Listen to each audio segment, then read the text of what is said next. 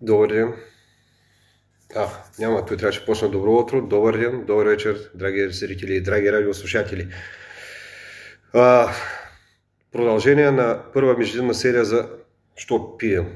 Толкова бях радостен, че пием от любов към алкохола, че забравях да обясня.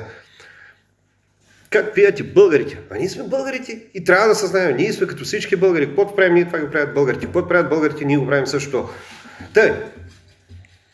Тъй, например, българина като че мъчно ми, кръчмата като видиш, виждаш ли ги такива? Виждаш ги, постоянно има такива.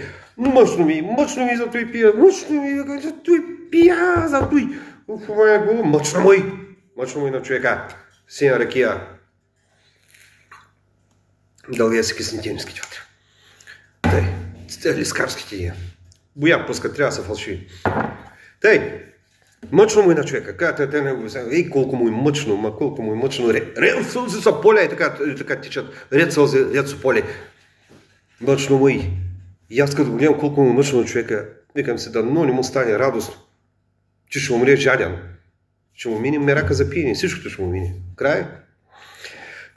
За и такъв, ако случайно не му се пи, аз написах великата трагична песен, син от майка от Делеви казал: прочутата умря на Колю мечката.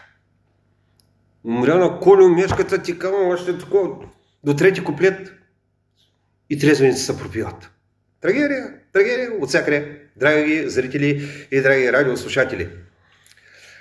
Ако пък много взема да пият, да се унасят, защото ще свърши пиенето, изкарвам, пак написах една по-така весела песничка: сурнат ме, мамо, влачат ме.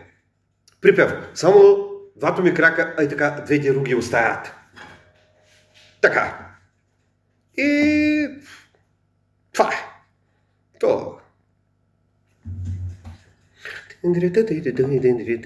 Оп, копчето.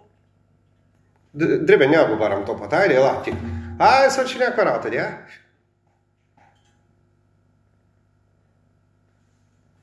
Налива идвам.